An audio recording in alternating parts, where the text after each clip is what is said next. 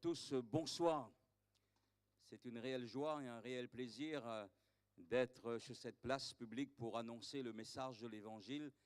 Nous croyons que c'est la volonté du Seigneur que l'Évangile soit annoncé, puisqu'il a donné l'ordre à ses disciples d'aller par tout le monde et de prêcher donc la bonne nouvelle.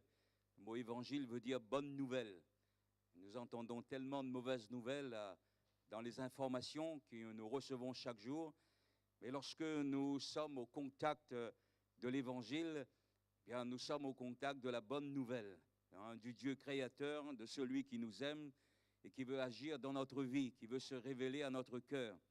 Et nous sommes dans la présence du Seigneur, et lorsque l'Évangile est annoncé, nous sommes aussi dans notre cœur remplis d'espérance, parce que l'Évangile, ce n'est pas une religion, ce n'est pas des traditions, des coutumes des hommes. L'Évangile, c'est aussi la puissance de Dieu pour le salut de quiconque croit. Et c'est pourquoi ce soir, qui que vous soyez, si vous voulez croire dans le message de l'Évangile, dans le Christ qui est mort pour nous, qui est ressuscité, eh bien votre vie changera. Il est en mesure de répondre à vos besoins. Il est en mesure de sauver votre âme, de vous pardonner, de vous guérir, de vous délivrer. Et c'est que quand nous avons cru, nous aussi, que nous avons vu la gloire de Dieu dans notre vie. Et c'est pourquoi nous n'avons point honte de l'Évangile, de pouvoir annoncer l'Évangile, de pouvoir proclamer cette bonne nouvelle, parce que nous avons expérimenté la grâce de Dieu dans notre vie et c'est bien fait. C'est pourquoi, donc, en prenant conscience de tous les nombreux besoins qu'il y a dans notre société, dans nos villes, dans nos villages, dans nos quartiers, nous sommes ici, comme cette semaine, pour partager avec vous cette bonne nouvelle. Vous qui souffrez, vous qui pleurez, pour qui la vie n'a plus de sens, bien la bonne nouvelle, l'Évangile de Christ peut changer votre vie comme il a aussi changé notre vie. Et c'est pourquoi, donc, ce soir, nous vous invitons simplement à croire, non pas dans une religion, non pas dans des hommes, non pas dans une philosophie, mais dans le Christ, le Fils du Dieu vivant. Lui, il a le pouvoir d'agir dans votre vie et de vous apporter la lumière dont vous avez besoin. Je vais lire quelques versets. Si vous avez votre Bible avec vous, vous pouvez lire dans le Nouveau Testament. Ce texte se trouve dans l'Évangile de Luc, dans le chapitre 1er. Luc au chapitre 1er, c'est la prophétie d'un homme qui s'appelait donc Zacharie. Voilà ce qu'il est dit dans Luc chapitre 1er, sinon vous écoutez au verset 68, il dit « Béni soit le Seigneur, le Dieu d'Israël, de ce qu'il a visité et racheté son peuple et nous a suscité un puissant sauveur dans la maison de David, son serviteur, comme il l'avait annoncé par la bouche de ses saints prophètes des temps anciens, un sauveur qui nous délivre de nos ennemis et de la main de tous ceux qui nous haïssent. C'est ainsi qu'il manifeste sa miséricorde envers nos pères et se souvient de sa sainte alliance, selon le serment par lequel il avait juré à Abraham, notre père, de nous permettre, après que nous serions délivrés de la main de nos ennemis, de le servir sans crainte, en marchant devant lui dans la sainteté et dans la justice tous les jours de notre vie. Alléluia. Donc cet homme, qui a prophétisé ces paroles, s'appelait Zacharie. Donc c'est à la naissance de son fils qui s'appelait Jean-Baptiste. Donc c'est à partir de ce moment, alors que pendant la grossesse de son épouse, il était muet, parce qu'il n'a pas cru dans la promesse de Dieu. Sa femme, donc Élisabeth, était stérile, tous les deux étaient avancés en âge. Et puis donc un jour, Dieu va se révéler à lui pour lui dire que sa prière a été exaucée et que sa femme allait devenir enceinte. Et comme il n'a pas cru, le Seigneur lui a dit, tu seras muet. Et ainsi, donc, à la naissance de son fils, Jean-Baptiste, il va parler, il va retrouver la parole, et il va donc prophétiser. Il va donc proclamer donc quelque chose d'extraordinaire, et il dit, béni soit le Seigneur, le Dieu d'Israël, de ce qu'il a suscité, il a visité son peuple, et nous a suscité un puissant sauveur. Il ne parlait pas de son fils Jean-Baptiste, hein, donc, mais de bien de quelqu'un d'autre. Il parlait de Jésus-Christ qui allait naître, et en disant, vous a suscité un puissant sauveur. Alléluia. Chers amis, j'aimerais vous dire qu'il n'y a pas deux sauveurs que Dieu a donnés à l'humanité. La Bible déclare qu'il n'y a de salut en aucun autre, car il n'y a été donné sous le ciel aucun autre nom parmi les hommes par lequel nous devions être sauvés. Ce sauveur, eh bien, c'est Jésus-Christ, c'est le Fils de Dieu. Il est un sauveur puissant, il est un sauveur merveilleux, et déjà, on le voit au travers de sa venue dans ce monde, au travers de sa naissance. Ce qu'il faut savoir, c'est que Jésus n'est pas né comme vous et moi d'un père et d'une mère. Jésus a été conçu par l'Esprit Saint dans le sein d'une jeune fille qui se prénommait Marie. Comme Dieu donc l'avait annoncé autrefois par la bouche de ses saints prophètes, et l'un d'eux nommé Ésaïe va un jour annoncer la naissance de Christ 750 ans environ avant sa naissance. Il va dire, voici votre Dieu lui-même vous donnera un signe, une jeune fille deviendra enceinte, elle enfantera un fils et on lui donnera le nom d'Emmanuel, ce qui signifie Dieu avec nous. Et ainsi donc au temps marqué, l'ange Gabriel va être envoyé vers cette jeune fille qui se prénommait Marie dans cette ville de Nazareth pour lui annoncer cette bonne nouvelle en lui disant « Je te salue, toi à qui une grâce a été faite ». Marie va être troublée par cette salutation et l'ange Gabriel lui dira « Ne crains point, voici tu deviendras enceinte, tu enfanteras un fils, tu lui donneras le nom de Jésus, il sera grand, il sera appelé Fils du Très-Haut. Il régnera sur la maison de Jacob éternellement et son règne n'aura point de fin. » Et Marie va dire, mais comment cela va se faire puisque je ne connais point d'homme? L'ange Gabriel lui dira, eh bien le Saint-Esprit viendra sur toi et te couvrira de son ombre. C'est pourquoi le Saint-Enfant qui naîtra de toi sera appelé Fils de Dieu. Et Marie va s'incliner en disant, je suis la servante du Seigneur et qu'il me soit fait selon ta parole. Et ainsi, eh bien, Jésus a été conçu par l'Esprit Saint dans le sein de cette jeune fille et il échappe à la lignée adamique. Il n'est pas né comme vous et moi et comme tous les hommes avec cette nature pécheresse. Il est immaculé conception, c'est-à-dire qu'il a été conçu sans péché. Il est un puissant sauveur parce que, eh bien, il n'y a pas de trace de péché dans la vie de Jésus, dès sa conception, de sa naissance. La Bible nous dit qu'il nous convenait d'avoir un grand souverain sacrificateur comme lui, saint, sans péché, sans tache. Et ainsi, Jésus est ce sauveur de l'humanité. Pour sauver les hommes de leurs péchés, eh bien, il n'y avait personne sur la terre qui pouvait satisfaire la justice divine. Mais en venant dans ce monde, eh bien, de cette manière, Jésus donc échappe à la lignée adamique. Il n'est pas né avec le péché. Et c'est pourquoi, lorsqu'il donne sa vie sur la croix, lorsqu'il accepte de mourir pour nous à la croix de Golgotha, eh bien, son sacrifice a été agréé. Hein, vous savez que quand Jésus vient dans ce monde, il sait qu'il est venu pour chercher et sauver l'humanité. Il le savait.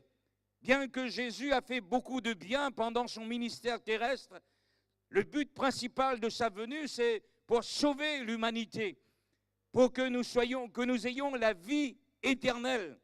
Sur la terre, vous et moi et tous les hommes, nous ne sommes qu'étrangers et voyageurs. Nous ne faisons que passer. C'est vrai qu'à l'origine, lorsque Dieu créa l'homme et la femme, ils devaient vivre éternellement sur cette terre. Mais lorsqu'ils ont péché, la Bible nous dit, comme par un seul homme, le péché est entré dans le monde, et par le péché, la mort, et la mort s'est étendue à tous les hommes. Adam et Ève n'ont pas vécu éternellement sur cette terre. Et c'est pourquoi vous et moi et tous les hommes, nous ne vivrons pas pour toujours sur cette terre. Nous ne faisons que passer. La Bible nous exhorte comme étrangers et voyageurs sur cette terre. Un jour ou l'autre, nous devrions quitter cette terre. La Bible nous dit que lorsque nous étions qu'une masse informe dans le sein de notre mère, Dieu nous voyait.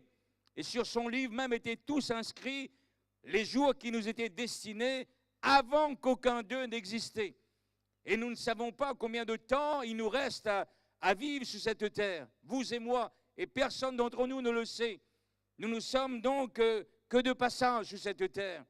Quand nous mourrons, eh bien donc le corps retourne à la poussière, comme Dieu nous a créés à partir de la poussière à l'origine. Mais nous ne sommes pas faits que d'un corps, nous avons une âme, un esprit qui est éternel. Et lorsque notre corps retourne à la poussière, la Bible dit que l'esprit, l'âme retourne à Dieu qui l'a donné. Et c'est pourquoi donc la Bible nous dit, comme il est réservé aux hommes de mourir une seule fois, il est dit qu'après quoi vient le jugement. Après la mort, eh bien, tout n'est pas terminé, tout n'est pas fini. Mais pour que nous soyons sauvés, Jésus a accepté de mourir à la croix. Il a accepté de donner sa vie pour sauver l'humanité. Personne ne l'a contraint, personne ne l'a obligé. Il a dit qu'il n'y a pas de plus grand amour que de donner sa vie pour ceux que l'on aime. Et lorsque Jésus donc a été arrêté, il a été jugé, Jésus n'a rien dit. Il pouvait se défendre devant ses accusateurs. Pilate lui-même, le gouverneur, il était étonné de ce que Jésus n'a rien répondu devant ses accusateurs. Mais il savait qu'il fallait qu'il meure, il fallait qu'il donne sa vie pour sauver l'humanité. Car le salaire du péché, c'est la mort, c'est la condamnation éternelle. Et lorsque Jésus est mort sur cette croix, lorsque Jésus a été crucifié, la Bible nous dit qu'il a porté en son corps sur le bois nos péchés. Il a accepté donc de mourir pour nous. Il a accepté de porter notre condamnation. Et c'est pourquoi plus tard, avant de remonter au ciel, il confie cette mission à ses disciples en leur disant, mais allez par tout le monde et prêchez la bonne nouvelle à toute la création. Celui qui croira, qui sera baptisé, sera sauvé. Celui qui ne croira pas sera condamné. Si nous ne croyons pas en Jésus, si nous ne croyons pas qu'il est mort pour nous, si nous ne recevons pas, la grâce de Dieu, nous sommes libres. Mais vous devriez savoir, chers amis, qu'un jour, vous devriez vous présenter devant Dieu. Et malheureusement, si nous n'avons pas reçu Christ dans notre vie, aucune religion ne nous sauve. Ni nos pénitences ne peuvent nous sauver, ni notre or, ni notre argent, ni toute notre bonne volonté, nos bonnes actions, nos bonnes œuvres ne peuvent pas nous sauver. La Bible nous dit que c'est par grâce que Dieu nous sauve, c'est par le moyen de la foi, c'est le don de Dieu. Ce n'est point par les œuvres afin que personne ne se glorifie.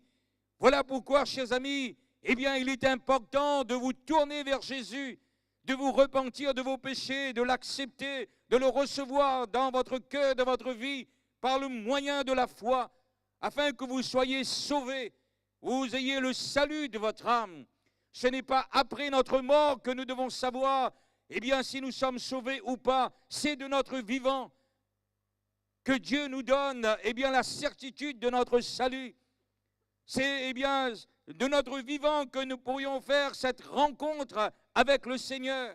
Et c'est pourquoi, chers amis, l'Évangile est annoncé pour que vous soyez au courant, vous puissiez comprendre, la vérité. Dieu veut que tous les hommes soient sauvés et qu'ils parviennent à la connaissance de la vérité.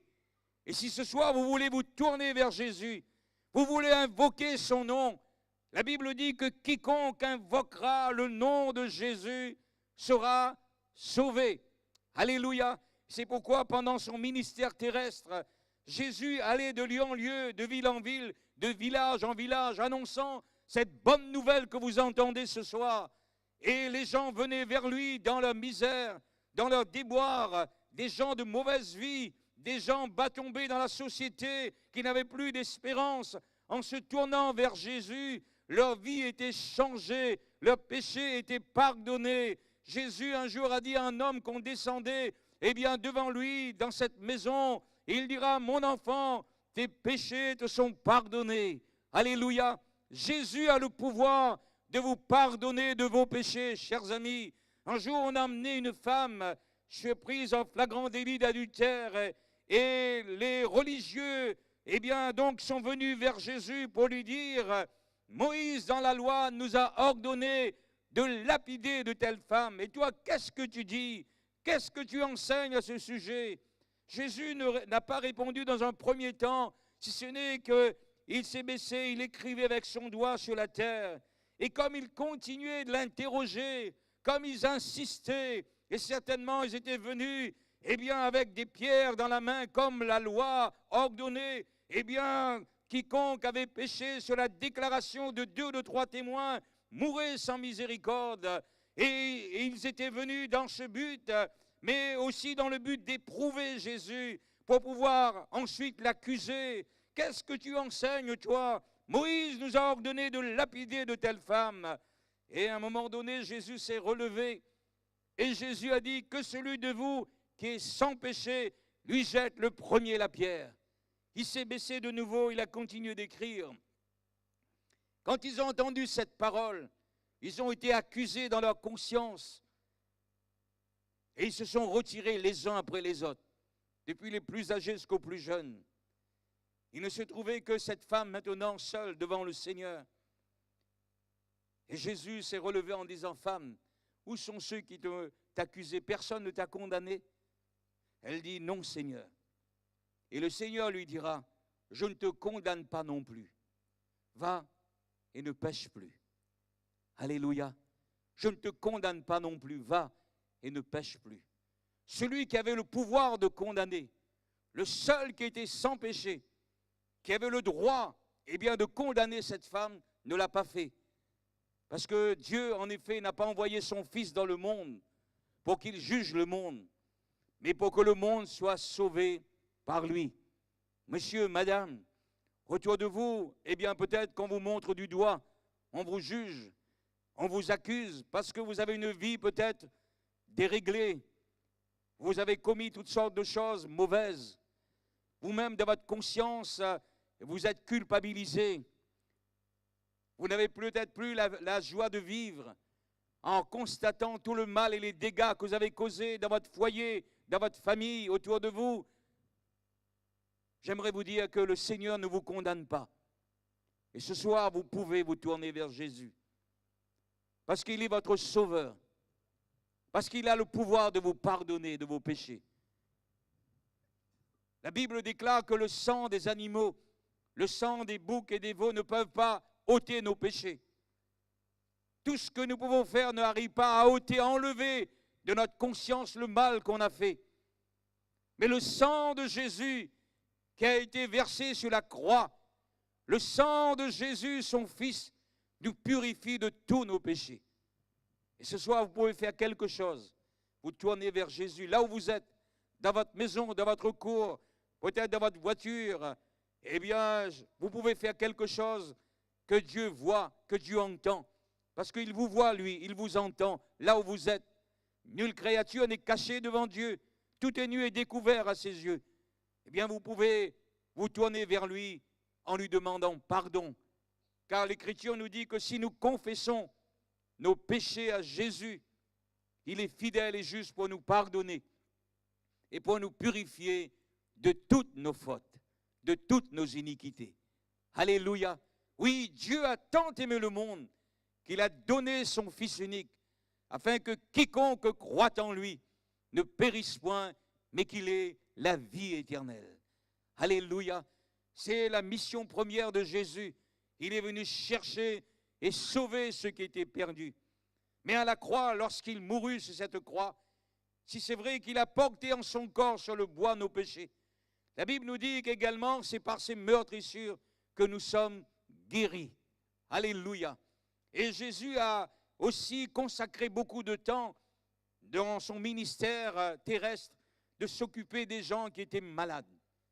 Parce qu'il y avait une grande souffrance, eh bien encore déjà à cette époque. Et malheureusement, même si la science médicale a fait d'énormes progrès, eh bien, nous avons encore, au jour d'aujourd'hui, encore dans notre 21e siècle, beaucoup de gens qui souffrent, qui sont malades. Et j'aimerais vous dire que Jésus, eh bien, ce Sauveur puissant, si merveilleux, il a aussi le pouvoir encore aujourd'hui de vous guérir de vos maladies. La Bible dit que Jésus allait de lieu en lieu et il faisait du bien.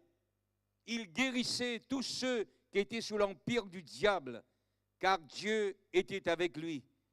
Il allait partout prêchant la bonne nouvelle, guérissant toute maladie, toute infirmité parmi le peuple. Sa renommée s'étendait même au-delà des frontières d'Israël, et on venait de Syrie, et des personnes venaient, des gens tourmentés par de mauvais esprits, eh bien, des paralytiques, des gens lunatiques, des gens atteints de diverses maladies venaient vers le Seigneur. Et dans leur souffrance, dans leur désastre, eh bien, quand ils se tournaient vers le Seigneur et croyaient en lui, Jésus les guérissait. Alléluia.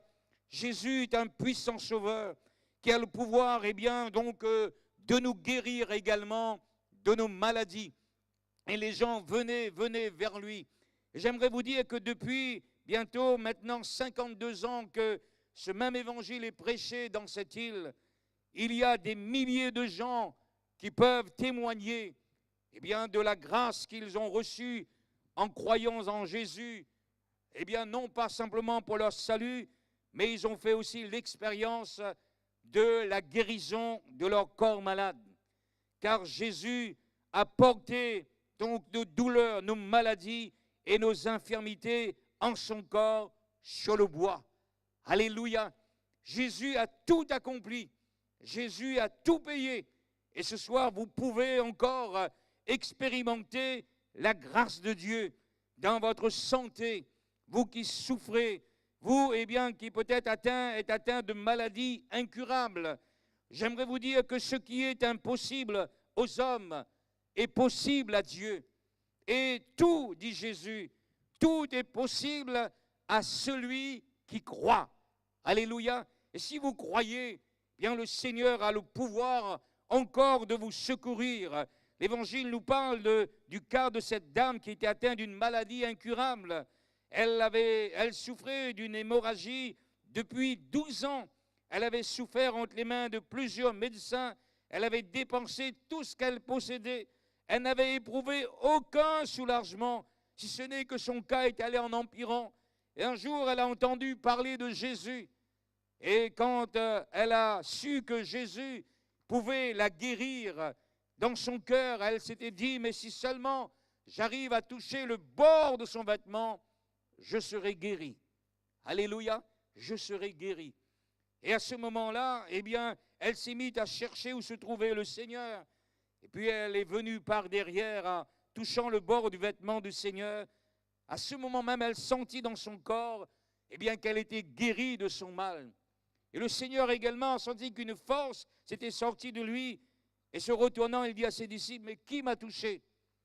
Les disciples, étonnés de cette question, ont dit, mais Seigneur, tu vois la foule qui te presse et tu dis qui m'a touché? Et le Seigneur regardait autour de lui pour voir celle qui avait fait cela. Et cette femme effrayée, tremblante, sachant tout ce qui venait de se passer en elle, vint se jeter à ses pieds et lui dit toute la vérité. Et Jésus lui dit, ma fille, ta foi t'a sauvée.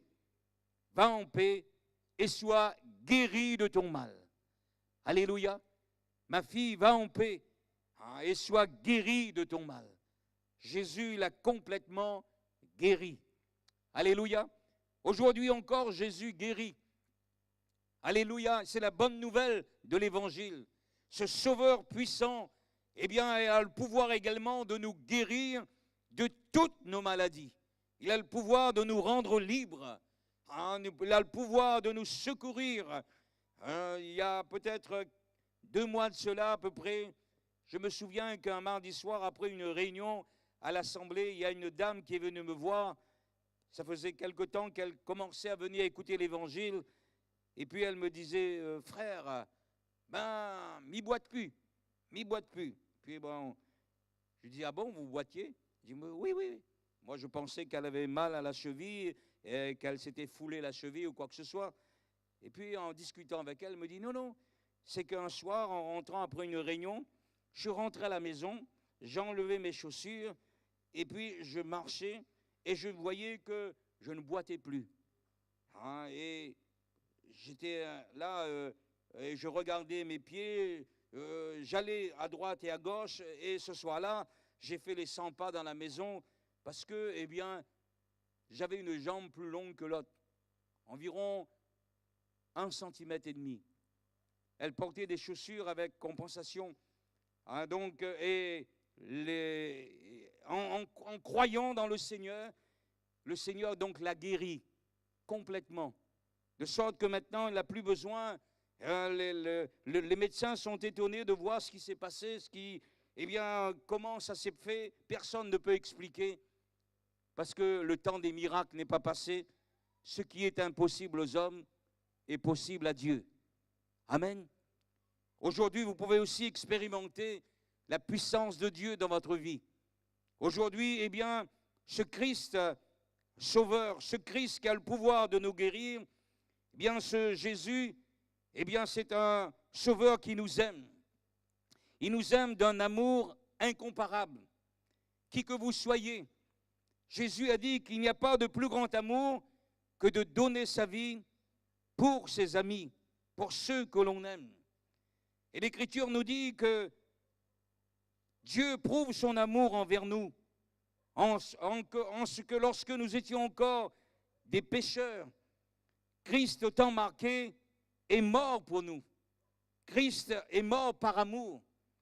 Et c'est pourquoi, chers amis, peut-être que sur cette terre, vous avez été rejetés, mal aimés, mis de côté, pointés du doigt, eh bien, jugés par les uns et par les autres. J'aimerais vous dire que le Seigneur vous aime. J'aimerais vous dire que, eh bien, s'il est mort sur cette croix, c'était aussi à votre place. C'était aussi pour vous. C'était aussi à cause de vous, eh bien, qu'il l'a fait, parce qu'il vous aime. Il n'est pas mort pour les Juifs uniquement, il n'est pas mort pour une nation, il est mort pour tous les hommes. Il a donné sa vie pour vous également, parce que vous avez du prix à ses yeux, parce que vous avez de la valeur à ses yeux, que Jésus a donné sa vie. Et c'est pourquoi ce soir, eh bien, ne vous mettez pas à part de l'amour de Dieu. Si jusqu'à maintenant personne ne vous a aimé, si jusqu'à maintenant vous avez été rejeté par tous, j'aimerais vous dire que Jésus vous accueille. Il a dit, je ne mettrai pas dehors celui qui vient à moi.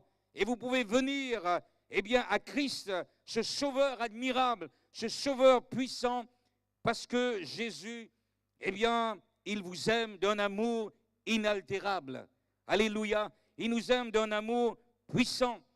Puis Jésus est un sauveur puissant, comme a prophétisé cet homme, parce que Jésus, celui que nous vous annonçons, il a triomphé de la mort. Alléluia. Il a triomphé de la mort. L'apôtre Paul dit, l'évangile concerne son fils, né de la postérité de David selon la chair, déclaré fils de Dieu avec puissance, selon l'esprit de sainteté, par sa résurrection d'entre les morts. Alléluia. Certes, Jésus a été crucifié. Certes, on l'a descendu et on l'a mis dans un tombeau. On a scellé ce tombeau. On a mis des gardes devant ce tombeau parce que, eh bien, on pensait, et les sacrificateurs, les prêtres juifs disaient maintenant, bon débarras, on n'entendra plus parler de lui et c'est fini. Mais Christ, le 3e jour, il est sorti du tombeau. Alléluia. Il est revenu à la vie. Il est apparu vivant à ses disciples. Au moins pendant 40 jours, Jésus leur a parlé des choses qui concernent le royaume de Dieu. Et avant donc de repartir, il va leur dire, il va leur confier cette mission. Mission pour le salut et la guérison. Allez par tout le monde et prêchez la bonne nouvelle à toute la création. Voilà pourquoi l'évangile est encore prêché aujourd'hui. Allez prêcher la bonne nouvelle à toute la création. Celui qui croira, qui sera baptisé, sera sauvé. Celui qui ne croira pas sera condamné. Et voici les miracles qui accompagneront ceux qui auront cru. En mon nom, ils chasseront les démons. En mon nom, ils parleront de nouvelles langues. Ils saisiront des serpents. S'ils boivent quelques breuvages mortels, il leur fera un point de mal. En mon nom, ils imposeront les mains aux malades et les malades seront guéris. Alléluia. Voilà pourquoi l'évangile est annoncé encore. Parce que ce Christ que nous vous annonçons, il est ressuscité, il est vivant au siècle des siècles. Et c'est pourquoi la Bible nous dit que Jésus peut sauver parfaitement tous ceux qui s'approchent de Dieu par lui, étant toujours vivant pour intercéder en notre faveur. Jésus est toujours vivant. Alléluia. J'aime le dire, j'aime le proclamer, j'aime l'annoncer. Aujourd'hui, Jésus est toujours vivant. Alléluia. Jésus est toujours vivant. Nous sommes aujourd'hui le 4 octobre 2018. Jésus est toujours assis à la droite de Dieu. Alléluia. Jésus intercède pour nous. Jésus officie dans le ciel comme un avocat auprès du Père pour les pécheurs qui se repentent et qui viennent à lui. Il est celui qui pardonne nos péchés. Alléluia. Si quelqu'un a péché, nous avons un avocat auprès du Père, Jésus-Christ le juste. Il est lui-même une victime expiatoire, non seulement pour nos péchés, à nous qui sommes là, mais pour le monde entier. Jésus est toujours vivant à la droite du Père. Il intercède ce soir. Et si ce soir quelqu'un est coupable au fond de lui-même, prend conscience de sa misère, prend conscience de ses ténèbres et qui veut se tourner vers lui, Jésus est toujours vivant et il intercède pour nous, il intercède pour les coupables. Vous pouvez venir à Christ, tel que vous êtes, avec cette conscience chargée, avec cette vie, de ténèbres, ce soir, venez à lui. Vous qui êtes fatigués, chargés, il a dit, je vous donnerai du repos. Alléluia. Ce soir, vous avez la liberté de le faire, de vous approcher de lui, parce qu'il est toujours vivant pour intercéder en notre faveur. Jésus officie comme le souverain sacrificateur d'une nouvelle alliance. Il est le grand prêtre, comme dans l'Ancien Testament. Le souverain sacrificateur est celui qui a intercédé pour le peuple juif dans la nouvelle alliance. Jésus-Christ est le grand prêtre, le nouveau souverain sacrificateur. La Bible nous dit que puisque nous avons un grand souverain sacrificateur qui a traversé les cieux, qui est ressuscité, Jésus, le Fils de Dieu, demeurons fermes dans la foi que nous professons, car nous n'avons pas un grand souverain sacrificateur qui ne puisse compatir à notre faiblesse, mais au contraire, il a été tenté comme nous en toutes choses sans commettre de péché. Approchons-nous de lui.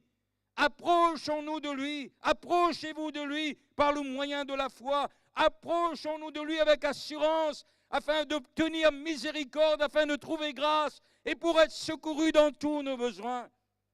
Ce soir, je ne connais pas quels sont vos besoins, d'ordre peut-être physique, spirituel, moral, matériel.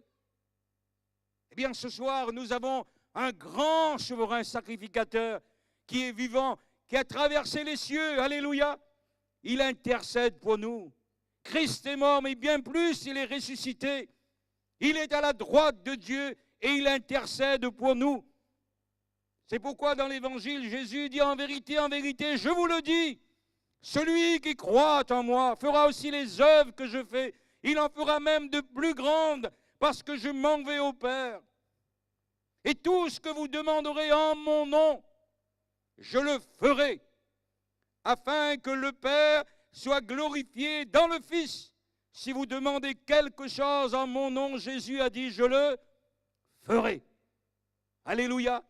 Et parce qu'il est vivant au siècle des siècles, ce soir, nous sommes là pour voir sa gloire. Il a dit, afin que le Père soit glorifié dans le Fils. Si vous demandez quelque chose en mon nom, je le ferai. Je ne sais pas quel est votre besoin ce soir. Quels sont vos besoins? Mais nous pouvons, ce soir, nous approcher de lui. Si vous croyez, si vous voulez placer votre foi dans ce puissant Sauveur. Si vous voulez maintenant, eh bien, croire et vous tourner vers lui, nous allons nous recueillir quelques instants et nous allons prier le Seigneur. Nous allons invoquer son nom et vous allez voir la gloire de Dieu. Oui, si vous croyez. Il a dit en vérité, je vous le dis, celui qui croit en moi fera aussi les œuvres que je fais. Il en fera même de plus grandes, parce que je m'en vais au Père. Et tout ce que vous demanderez en mon nom, je le ferai. Jésus n'a pas dit peut-être, il a dit je le ferai. Et ce soir, eh bien, croyez de tout votre cœur. Nous allons prier et invoquer son nom.